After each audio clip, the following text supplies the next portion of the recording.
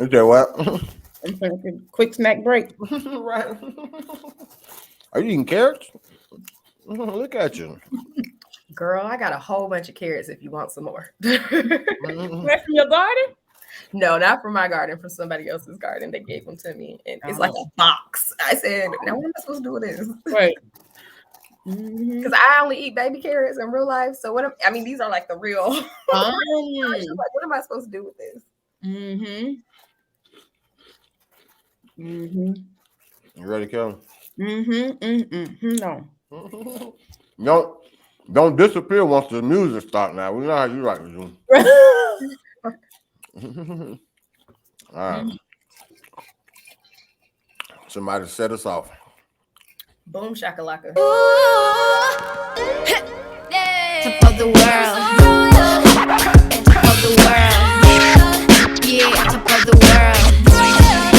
Top of the world. Yeah, top of the world. Top of the world. Yeah, top of the world. Top of the world. Yeah, top of the world. Welcome, ladies and gentlemen, to another episode on the same day. No, I'm just kidding. Another episode. You're supposed to keep that a secret. Right. Yeah, we let cats out the bag around here. But yeah, thank you guys for joining us again for another episode of the Worst Ones podcast. It's the platform for preachers' kids to come and be the worst. My name is Rudy Wilson. I'm a PK. Kellie Leezy in the building. She's a PK. Jerriana's in the building. She's a PK. Terry Weezy's in the building, and he is a PK. How are you guys doing since 5 minutes ago? Anybody? Well, I'm doing great. Oh, goodness gracious. What was the point of changing shirts if you're just going to say things? So that the thumbnail looks different on YouTube. Oh, good. Is that right? Last week, I've been off of work, and so I've been going hard in the gym. I don't know if I told y'all before that I had a personal trainer, and it was a terrible, terrible experience. Yes. Did you ever give us the resolve on that? I quit her. We broke up. I remember that. I remember that. Yep, we broke up. And so I started with a new trainer this week. Well, it's actually I go to a little class on Tuesdays and Thursdays. So now I train with her on Mondays and Fridays too, in addition to the class. So I started that this week. Prepare to be sick of me. I want to be the chick flipping tires and jumping up on them little boxes things. Right. Weights and them deep squats with the prepare to be sick of me. Gotcha. I'm super excited, but I'm super sore. Still going for the dress that the man remember 20 years later. 6-pack by 36. I'll be 36 in September. So we working on this 6-pack by 36. I like it. I don't know if I'm gonna eat well enough for that, but that's just gonna be the goal. Amen. The diet's more important than the exercise. It is, I know. But I'm eating carrots. But I'm eating carrots. A lot of sugar in carrots. Oh, God. Right. It's never enough. Take the win, Kellie. Come on, Kellie. No. I used to do this joke in my act where it's never going to be good enough for everybody. Somebody's going to be like, no, I only eat vegetables that I grow myself. And they're all completely nutrient dense. And then they'd be like, well, what kind of dirt did you use? You know what I mean? Like, it's never going to be good enough. Carrots. Yeah. All right. Well, Janessa, the carrot provider. Right. How are you doing? I'm good. I actually been working a lot in my garden. If you're follow me, you would have seen my couple of posts about my watermelons and my veggies that I have growing. So I'm excited about that. This is my first year trying tomatoes, and I'm a little nervous because one of my friends was telling me about this horned worm, something that likes tomato plants. And if I see a horned anything, okay, the whole plant's got to go. Horned worm. That's interesting. Horned. I forgot what it was called. It's a type of horned worm. I don't know what the specific is, but let me tell you, if I see a horned worm or anything with horns on it, it's like y'all can have it. Right. Well, that's facts. That's facts. Do they eat up the? I guess the crop is what they're supposed to be. Okay, gotcha. Yeah. Yep, that's it. And I've heard like they can tear it up in like a day or two, So you got to kind of stay on it. And there are different sprays you can make and things you can do. So I'm trying to do that, so I don't even have to see them. Hopefully, they don't ever come. No, that's facts. That's fact. But other than that, I'm good. That's what's happening. Terry Weezy, what's popping? Oh, I had to jump off here real quick because I'm babysitting for a little while. I got my nephew over, so I'm gonna finish this up with you guys, and then we're gonna play some Madden or do something. There you go. You playing with the Titans? What do you think? Okay. Gotcha. It ain't the game; it's the player. Oh God.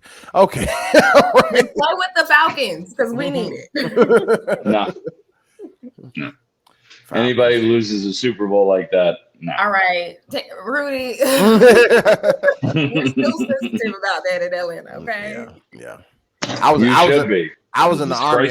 What's sad is it happened to the Falcons and the Bulldogs in the same year. They both care about the Bulldogs. Go ahead. Oh yeah, that's right. I forgot you. My bad. Well, that was a sensitive subject. How do you think I feel as a Titans fan? We lost the Super Bowl by 1 yard. Remember? That's how we lost it. Yeah, we don't care. I was much more devastated. All right. Well, anyways, I'm doing fine as always. Got my change of shirt on, so I'm ready for the second episode.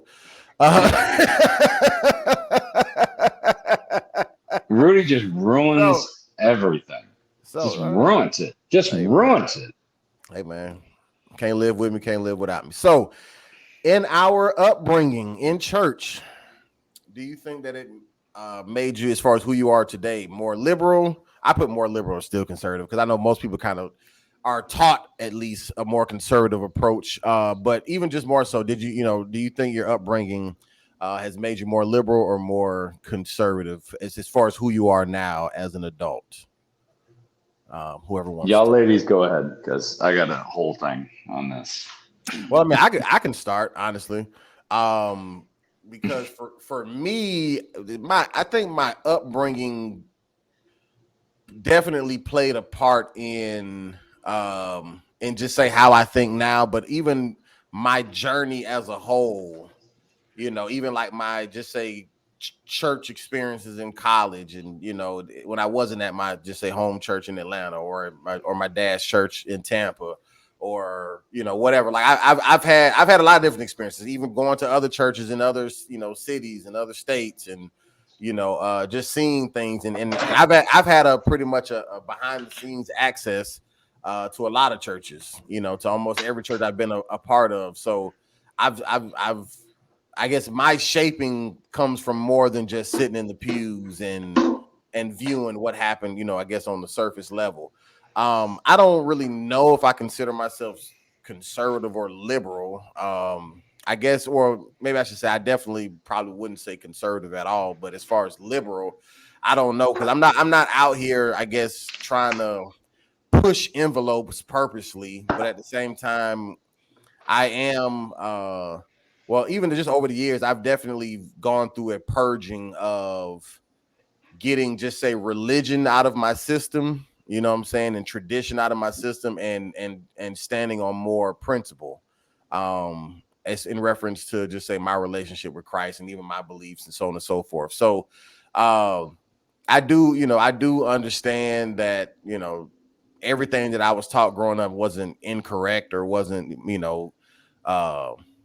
didn't have incorrect motives when they were teaching it to me. I mean, they could have very well believed it themselves, you know what I'm saying? But I definitely am way more open-minded than I was even as a young adult, when I was preaching and stuff like that. I mean, I remember being open-minded, but I'm even more open-minded than even then, because there was even ways that I operated then because of just say tradition and expectancy. You know what I'm saying? Like I've definitely done the even before preaching, but I've definitely done the know how to act in front of church people and I know how to act at church, but then when I'm in my regular life, you know, just say doing something completely different and knowing how to, you know, I guess hide that or whatever, as opposed to now I'm just the same person wherever I'm at. You're just gonna know who I am regardless, because I'm more on a journey of getting deliverance from God, you know, and whatever that looks like, as opposed to trying to, I guess, appear anointed or appear, you know, like the perfect PK or whatever like that. So I'm not like, so I guess I'll close it out by saying I'm never like in a position trying to put myself out there as the worst one. Like, yo, look at me, like I'm the preacher's son and I'm sinning or I'm whatever. I'm not out here trying to do immoral things. I ain't out here, you know, I don't sling meat no more out here in these streets. You know what I'm saying? Like I'm a very reserved person. Like I'm maturing. I'm, you know what I'm saying, whatever like that. But at the same time, if I do things that just say Christians may disagree with, I'm no longer necessarily trying to hide it from Christians because I'm afraid of perception anymore. So if that makes me more liberal, then sure. But outside of that, that's pretty much just where I am in reference to where my upbringing and my experiences have caused me, I guess, to be how I am. So that's me. I agree with you. I was thinking when you were talking about how you had access, kind of like backstage access to other churches. I think to a certain extent, all of us probably have, because of who our parents are, have had backstage access, whether it's at a visiting church or within our own church, or even with each other's churches here, you know. We have that type of access. So our views are shaped more than just maybe the preacher talking. And I would say, I was thinking about it, I feel like some of my upbringing, some of the teachings that I heard, not just from pastors, but also from Sunday school teachers or, you know, other ministers in the church, initially were more fire and brimstone, more kind of cut and dry. Like, I feel like some of those teachings lacked empathy or compassion.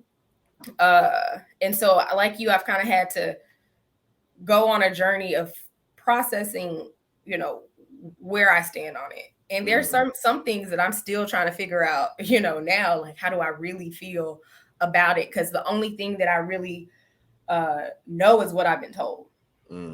And I think like some things, it just kind of depends on what the topic is. Because I don't really know. I don't necessarily would say I'm conservative, but I don't know if I will also agree, you know, say I'm just this completely free as a bird liberal either. It kind of just depends on what the topic is. I'll give you like a really basic topic. I know at one point at my church, women could not wear pants in the choir, couldn't wear dangly earrings, and couldn't wear perfume. And like, there was a stickler about it.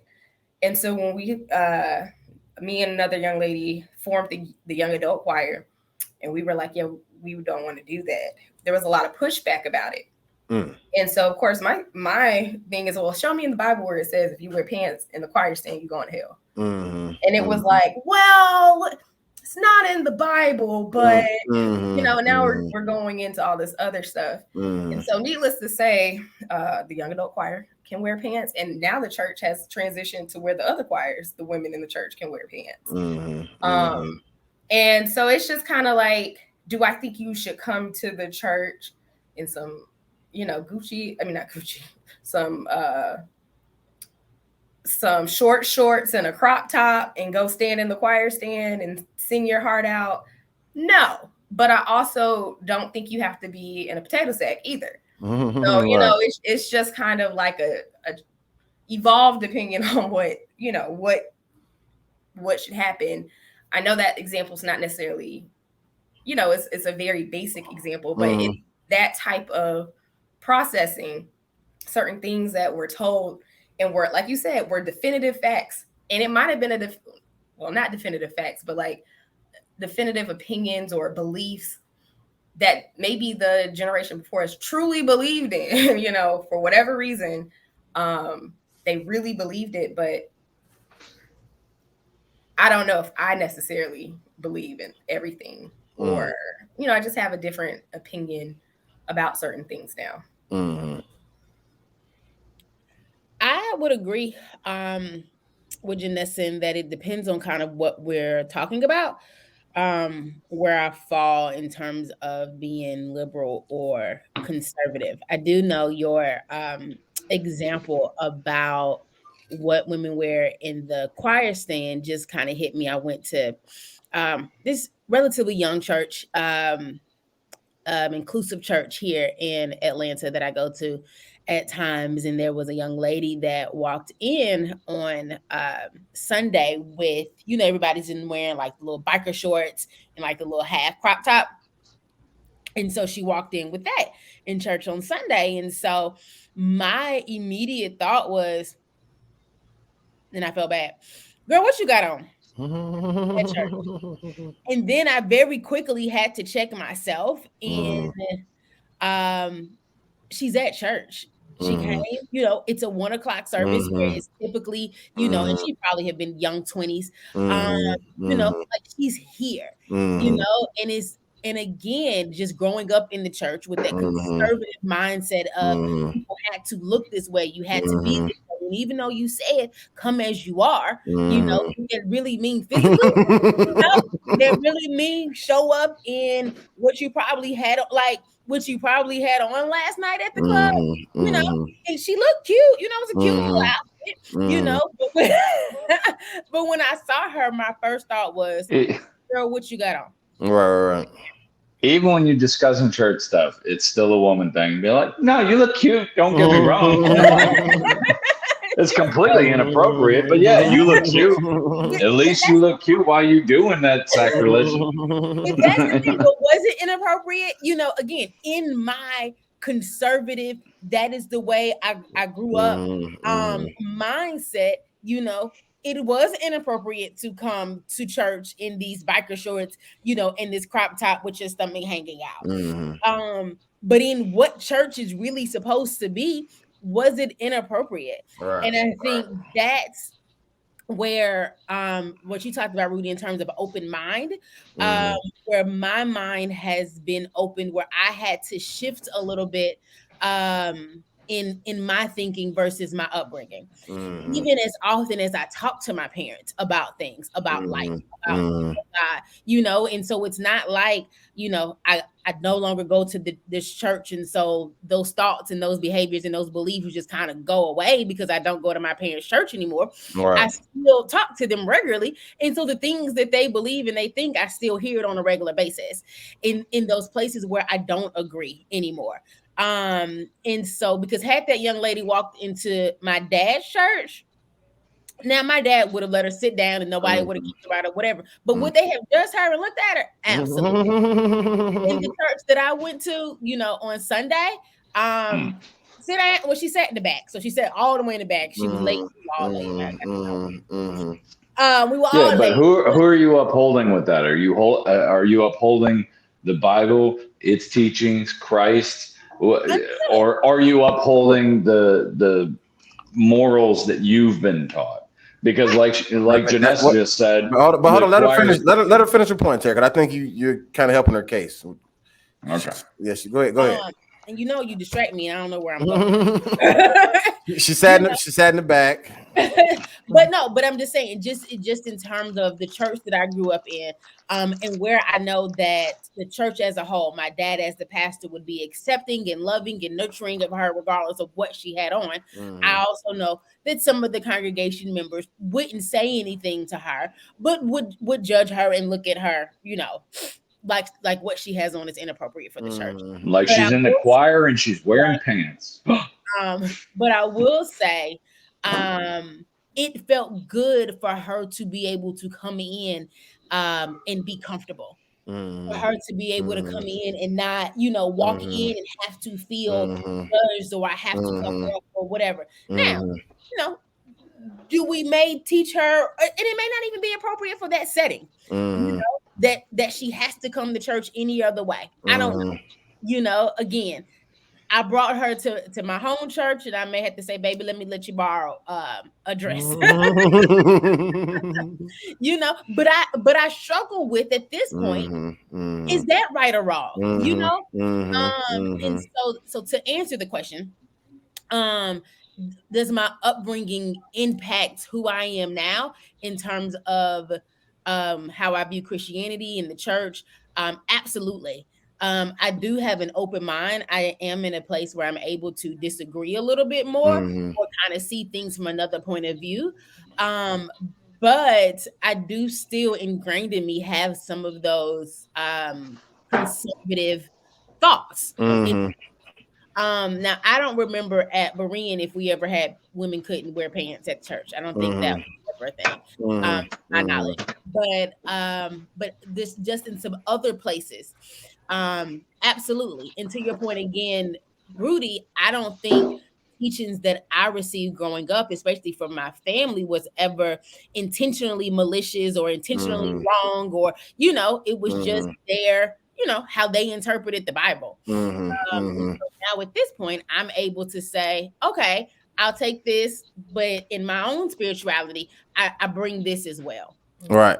And before you go, Terry, I just want to say, Kellie, and I kind of touched on it too, but that what you said is so important as far as like when you said you had the thought and you checked yourself, because like I even as free thinking or whatever as I am have had those moments, not necessarily with somebody's clothes, but just situational stuff where it's been ingrained in you so much that you're now thinking, even to the degree of I'm telling you, what you said was so important as far as, and maybe we teach her later, but then, well, maybe do we even need a teacher? Because I'm telling you, I've had these same type of thoughts just in other fields. It's like, well, how am I even still being conservative or, thinking wrong or thinking of old or whatever by even trying to take it to that point of trying to, even, okay, well, I'm gonna love you right now and then correct you later. Maybe that ain't even my job. You know what I'm saying? It's just to allow you to be here and just do your thing. And then, you know what I'm saying? And let God lead or whatever the case may be. But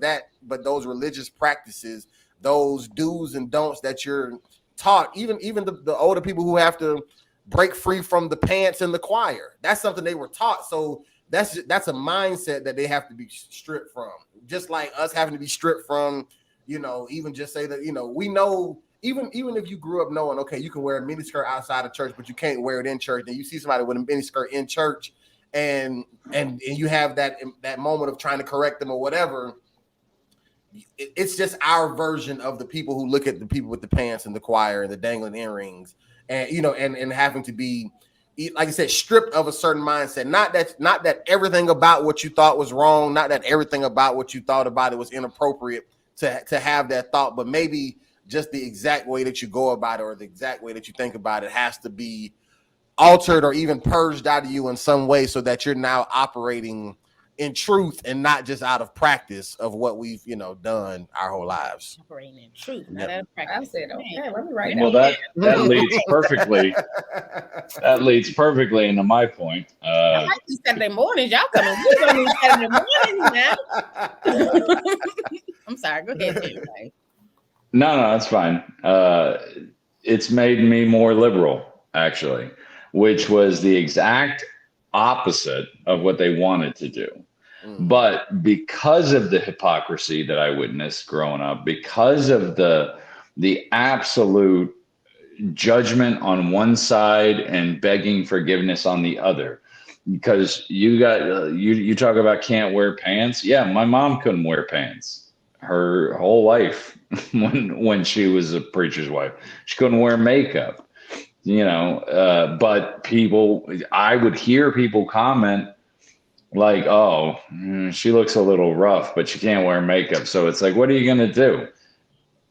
You got one guy saying, I can't believe such and such is wearing pants. Meanwhile, I know he's cheating on his wife.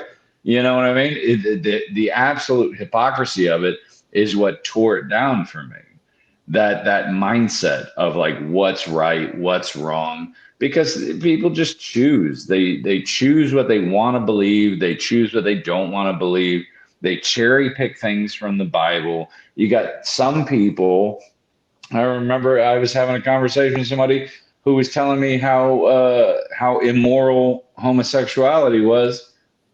Meanwhile, they're eating crab legs. Now I know that four passages down from that Leviticus verse that talks about homosexuality, it says the shellfish is an abomination to God. And it's like everybody cherry picks everything, and you kind of design your morality based on what you've been taught. And I think what we've been taught in our environment and our family and the people we love and the people we respect, I think they have shaped our lives and our morality way more than the Bible ever has. And I think it still affects us to this day. I think it affects us subconsciously. I think it affects us consciously. I think we try and think about it as much as we can. We overcome certain things from that, onslaught of somebody else's morality and what they thought. But we only do that when it's our thing on the line, when it's something we want that's on the line. That's when we go to war. That's when we battle. I think everybody's a lot better off if we'll go to battle and go to war for other people's things as well. And I think that empathy is one of the greatest gifts that man was ever given, to be able to try and put yourself in somebody else's shoes and walk a mile, and feel what they feel, think what they think, be in their position. That's when you get true humility. That's when you get true empathy. And that's when you get true compassion. And that's when people are at their best. People are at their best when they can truly empathize with what somebody else is going through. Now, most of the time, it takes something severe. It takes something catastrophic, something life-changing. Somebody's child dies, or somebody gets a cancer diagnosis or something like that. Then we all empathize. But it can't just be that. It has to be everything. Maybe somebody's kid's on drugs. Okay, well, instead of being judgmental, you need to be more empathetic. Would Jesus be judgmental? No. If somebody's an alcoholic, it's easy to be empathetic. I mean, it's easy to be judgmental to them. It's hard to be empathetic. But that empathy is what makes us better. That's what makes us better as people. That's what helps us grow. And I know this for sure because that was me. That was me. I've had drug addicts in my life, and I've been very judgmental to them. And I shouldn't have done that. And I learned over time that empathy is what makes me stronger. It's what makes me better. It's what makes me a better human being. And honestly, that's what Jesus would want me to do. He never judged Mary Magdalene. He brought her into the fold. He didn't judge her. He didn't cast her out. He didn't tell her all of her sins. He brought her into the fold and changed her in the right way. You got to meet people where they are and bring them out. But conservative Christians are very much the opposite of that, in my experience. The more conservative a Christian is, the more judgmental they are. That's just the way that I see things. That's just been my life experience. And that's what made me more liberal, is because I watched that my whole youth. I watched that and I said, I don't want to be that. Hey y'all, sorry to interrupt, but we have a few church announcements. Follow us on Instagram at The Worst Ones PK. New content coming soon. We also have a TikTok at The Worst Ones PK. No content yet, but continue to check us out.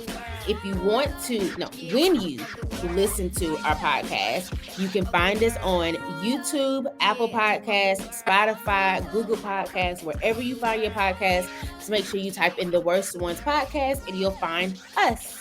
And when you get there, make sure you like, you comment, you subscribe, and you share. Thank you to our 500,422 followers. We love you so much. Now, back to the show.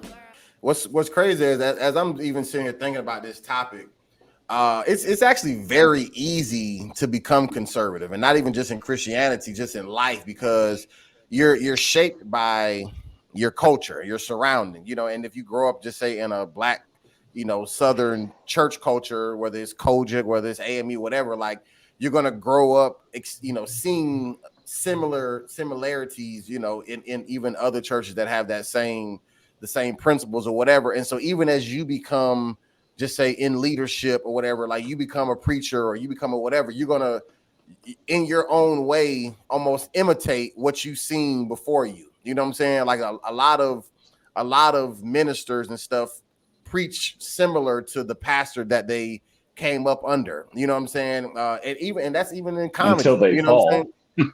But I'm saying, but even in comedy, or even in just say your neighborhood you grew up in or whatever, like it's very easy to be conservative. Like if you grew up in an all black neighborhood, like it's very easy to live off of just what you learned in that bubble. You feel what I'm saying? As opposed to being free thinking of what the world has to offer as a whole. Same, and it's the same thing that happens in church. And so even with just say that, being conservative, like I don't know if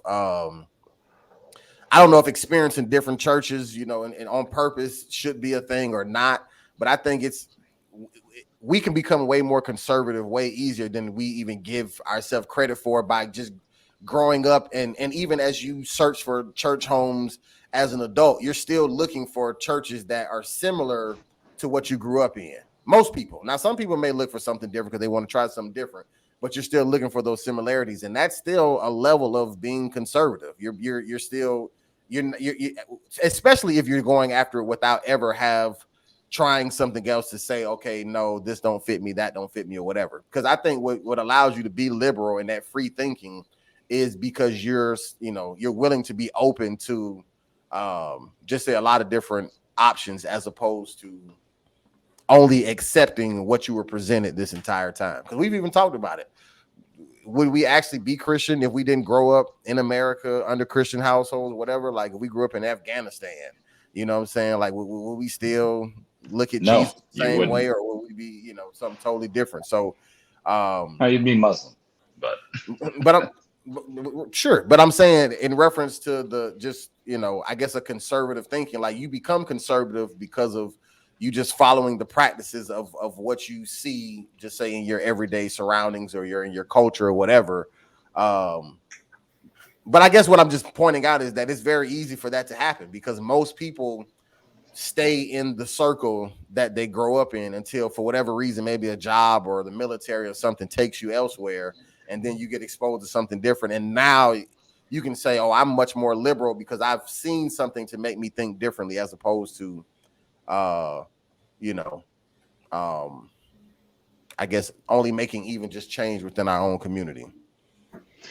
That's what I was saying was I didn't have to see anything different. I just saw what was around me and I saw the hypocrisy, and the hypocrisy is what drove me away. Heretic and hypocrisy are very close phonetically, and they should be, because hypocrisy is probably the biggest tool in a heretic's arsenal, I would think. Right. But I guess what I'm getting at is that just like with hypocrisy, that can happen, everywhere. And I'm saying being conservative, I guess, because going into this conversation, I was thinking about how the church can make you conservative, but I'm just thinking about just how culture in general can just make you conservative. Like it's very easy to stay in a bubble that you've just always existed in and just make you operate and think out of practice, as opposed to truth, as opposed to exploring who you really are, how you really think, what it is that you've searched for yourself. Because there's even things that I know for a fact I've, quoted scripture out in my life that I have at this point, but at that particular point, I may not have actually looked up and read myself. I just was saying something because I've heard somebody else, say it. But I think doing the due diligence of actually what it is that you say you believe in and what it is that you say that you stand for, even going to our last conversation, like I think that helps you step away from being conservative, because you can be more conservative than you think you are, even if you stand up for, and this is no shade to Janessa, but as an example, even if you stand up for even if you stand up for the pants and the stuff in the choir stand, like that is a more of just a free thinking. But if everything else about the choir is still within certain parameters, that can still be one way of thinking, is what I'm getting at. So you freed up the pants, but you're still operating in a conservative way because you haven't even explored everything, I guess, that you possibly could do with the choir or whatever the case may be. Well, I can speak to both sides of it because my first 10 adult years, I was very conservative. I mean, very conservative politically, very conservative religiously. From 18 to 28, absolutely. I mean, like I was hardcore. I listened to Rush Limbaugh and Glenn Beck, and there it came to a head when like it got to the point where I thought like President Obama was, secretly working with, Muslim organizations and stuff like that. Like I went down the rabbit hole. But that's when it all I had to step back and say, all right, this is getting crazy. You know what I mean? Like I'm going crazy here. Like I'm getting crazy. And that's when I started evaluating not just my life, but everything that had gone into it and everything that I had learned and everything I had witnessed. And that's when it started pushing back on me, where I'm like, all right, you need to think for yourself. You need to get out of this, It's just like those people that stormed the Capitol on January 6th. It's just like the same as that Westboro Baptist Church that goes around, protesting military funerals. And like belief is a wonderful thing, but it can become very toxic very fast.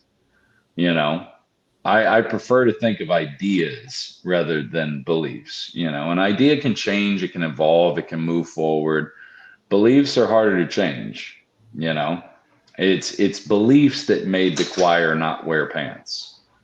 It wasn't an idea. It wasn't an idea of God and love and humanity and doing what's right. It was a belief of judgment and rules, and if you want to get to heaven, you do this and that and not this and not that. And you can't earn your way into heaven. You can't buy your way. You can't work your way into it. You just, I don't know. It's a certain zhuzh. It's a certain unspoken thing. You're either pure of heart or you're not, and no amount of clothing or pants or dresses or good deeds or any of that, that's not how it works, in my opinion. You're either right in here or you're not. Ladies, you're on mute, Kellie. I guess just going back to what we were talking about previously in terms of the hypocrisy, and then Rudy, you were talking more about like the exposure, environmental changes that kind of leads you to this open-mindedness or these less conservative beliefs. Where I hear Terry for sure in terms of and even Rudy, your point about beyond religion, just in life, how your circumstances, and your bubbles just kind of depict who you are, show who you are. And I think for me, I definitely understand again, Terry's, he saw things one way. And so he vowed that he didn't want to be that person. He didn't want to be that hypocrite. He didn't want to say people who he saw say one thing and then did something else. And that led him to being more liberal. I think for me, I've probably had more of your experience in terms of just exposure, environmental change outside of the place in which I grew up. And so for me, you had talked about, military and moving somewhere for a job. And, and even for me, college was probably that first place outside of like living in my parents' home and having to go every Sunday. But I went to school 30 minutes from my house. And so I was still very much connected to my old way of life. Right. Wasn't until I moved to Delaware for graduate school that my bubble bursted some. I still very much live in a bubble. And it's that all of the time. Sometimes I'm okay with my little bubble. Right. But I think it was probably, like I said, moving to Delaware, having to go through that process of finding a spiritual home, a church home outside of the Black Atlanta church scene. Because for the first, well, I won't say for the first, from the time I moved here, 5th grade, to graduating from college at 21, the Metro Atlanta Black church scene was life for me. And so then moving to Delaware, and having to experience something new, try something new, I think is really what stretched my thinking. But I really don't think I had a true awakening until returning to church, until returning to Atlanta, until returning back to what I knew. I think where I saw in Delaware was just like, oh, this is just different. I just got to try something new. It's just not home, and then coming back home and coming back to my bubble of the traditional Metro Atlanta experience, and not even my parents' church, because I didn't go there long when I came back. But I think that's what really started to stretch my beliefs a little more and stretch me a little more. That when I experienced something different and then had to come back to what I knew, and I'm like, wait a minute, I don't know if my spirit is as settled in some of the things that they're saying now than it was before. Which is really where I had to go and do, like I said, some of the personal work. Moving back to Atlanta for me in 2015 was really tough, actually. And I had to just do some personal work about what I believed and why and how, and again, like I said earlier, what I took from home and what I took from where I grew up, and then now as an adult, me being able to form my own ideas, beliefs, opinions about things. How does it all mesh together? How does it all look? So I think for me, I know when we were talking about the exposure versus hypocrisy, mine was definitely exposure, but I don't think I really realized it until I came back to what I knew in the beginning. But not everybody grows up. Not everybody grows as a person. Not everybody works on themselves, and that's when you usually run into the problem. It's the diehards, and I think we all know them. Everybody's got some in their church where they got it down. It's almost to this point where, like, they think they've got every single thing figured out between religion. They use religion to say they've got life all figured out, and they're almost always wrong. But they can do a lot of damage with that. Yeah. I know, even when it come down to like I said, even the whole preaching thing, like it's so crazy how, and I think we've talked about this before, like the code switching or whatever, like, 'cause even that is like a conservative thing. Like you talk one way, like, to me, we homeboy, we the same age, whatever. But then when you get in the pulpit, like, you have a certain cadence about yourself that you've seen preachers for generations do before you. You know what I'm saying? And even that is like are you doing that because that's just genuinely coming out of you, or are you? And once again, not even, it ain't only have to be on purpose. Not even have to necessarily practice it in the mirror. It just comes out, like, you just, because I trust. Or are you putting on a show, or are you playing a character? But what I'm saying is, but sometimes I feel like you can play that character, not even realize it, is what I'm getting at, because it's a part of culture. You know what I'm saying? That's just like, if I'm a young black boy and I go make a rap video right now, most likely it's gonna have a bunch of guns in it. We're gonna be standing in the hood somewhere with a bunch of niggas behind me, and we doing this, whatever, like that, because I'm pretty much wanting to do my version of what I've already seen. You feel what I'm saying? And it makes it's really, I mean, I guess influence. I don't want to make it seem like influence is a bad thing, because some people, people's mannerisms and characteristics rubbing off on you can definitely be a good thing. But I guess this conversation is just making me think more and more of how easy it is to be conservative, even in, just say, in our Christian walk, because it's you almost follow man before you truly follow Christ for yourself, type thing. Like, whether it's your parents teaching you, whether it's your pastor teaching you, like, you're taking their word for it until you end up having your own experience, to then just say, okay, I can stand on my own 2 feet and believe for myself. And I think even in that period of taking somebody else's word for it, or even showing up to church and, you know, and the pastor preaching his interpretation of, you know, the scripture, most people are going to take that at face value. They're not going to go back and do double research and make sure he didn't come from the whatever. Like, you're going to take it because, you know, it's very, I'm just noticing it's very easy to be in routine, to just be whatever. And once again, I'm not saying that that's necessarily a bad thing, or you're damned to hell, or you're evil, or anything like that.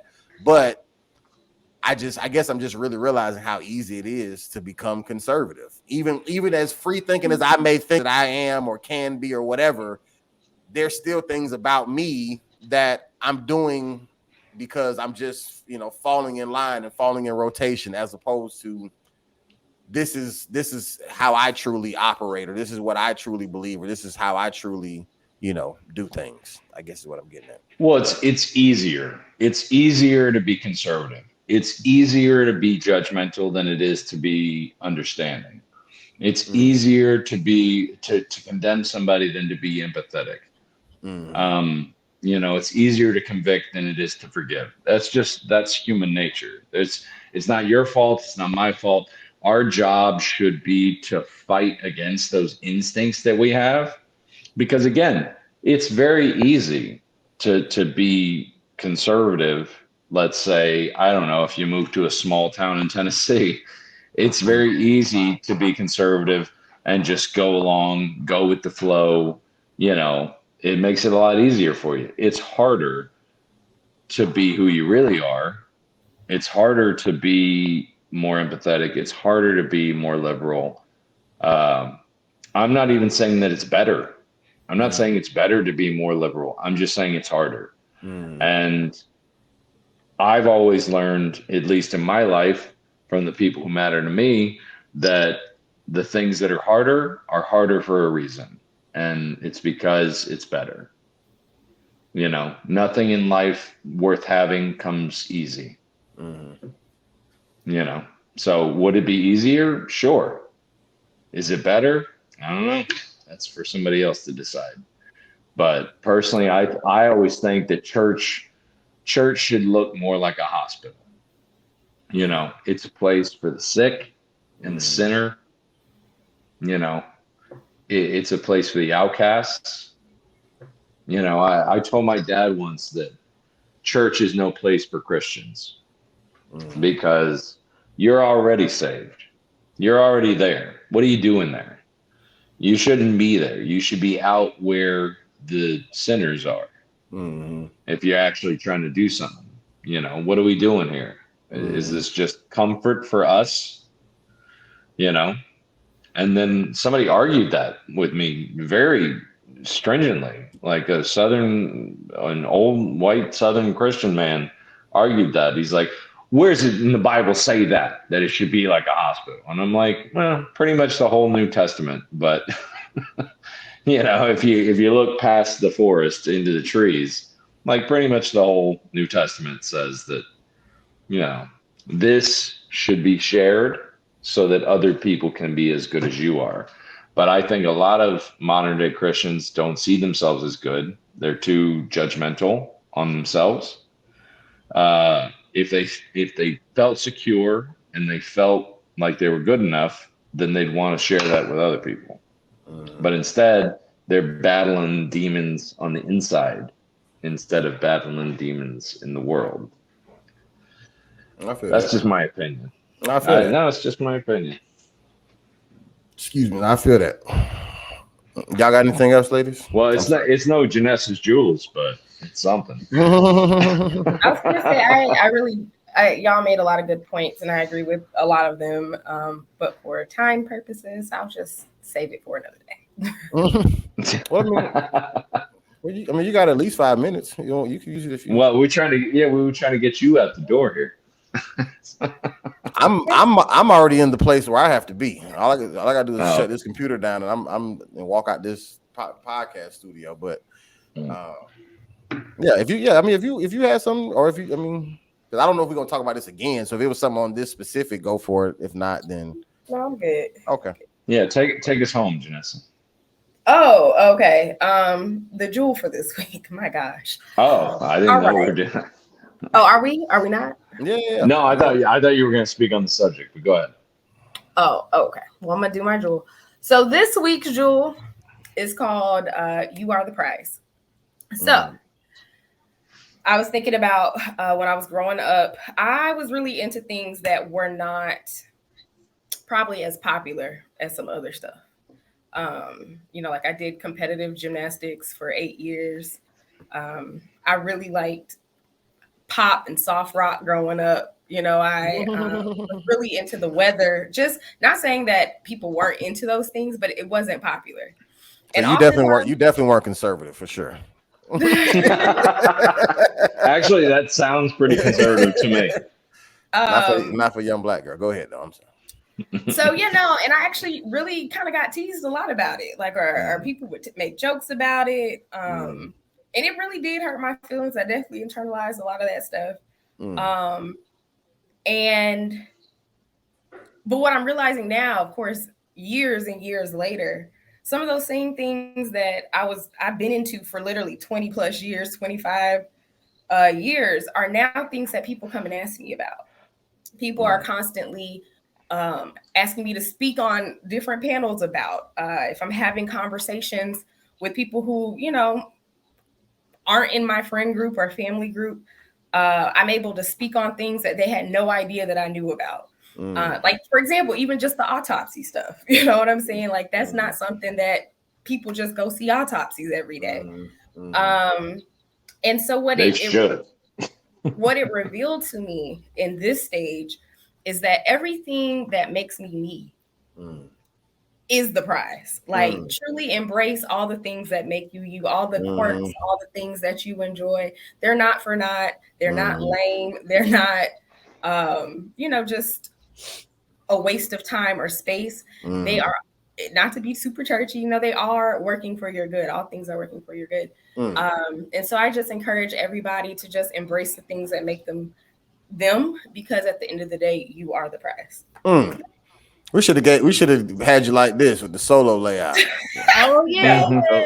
We're gonna do this next time. You know what I'm saying? So we can so we can start posting these jewels separately as well. That's a whole other clip. That's absolutely. That's good right there. You be preaching, daughter. Amen. Preaching, daughter. Listen, this be taking a lot out of me. I be having to study more than I typically do, and y'all are all up in my business. I mean, because literally the jewels come from just everyday life. So the stuff I'm telling y'all are things that are that I literally, think about and deal with on a week-to-week basis that I see y'all. So. Right. No, that's good stuff. That's good stuff there. I ain't gonna hold you. All right, Kellie. I'm still trying to be 1% better. Yeah. At Princess Kels 51, still private. Yep, always private. She won't see you. She won't hear from you. You can find me at jrihanna_. You can find all my gardening stuff that I've been talking about there. We have fun over there. All right. At Terry Wayne Comedy, I just planted some wildflowers that are starting to bloom. I planted them for my wife. They're supposed to attract hummingbirds. So for your who, Terry? For my wife. That's for my right. lady wife. That's right. You can check out my other podcasts, Blame Girl Podcast, every Monday on YouTube. You'll love the words for white people that I do at the end. Kellie, you ain't gonna say nothing, Kellie? It's fine. Because me and Kellie don't have a podcast and we're just gonna exactly. If you like Janessa's Jewels, you'll love Words for White People if you're a honky. And then the book is Unclaimed Ashes. It's available on Amazon, on Kindle, and paperback and hardcover. And if you buy one, I'll thank you in my prayers. How about that? Well, I bought one. Well, I've already thanked you. Oh, okay. Yeah. She said not I made y'all breakfast and I sent Janessa coffee. That's enough. The breakfast was delightful. All righty. Well, phenomenal job, crew. We appreciate you guys for listening to us, watching us each and every week. We are the worst ones, and we'll see you next week. Top of the world. Top of the world. Yeah, top of the world. Top of the world. Yeah, top of the world. Top of the world. Yeah, top of the world. Top of the world. Yeah, top of the world.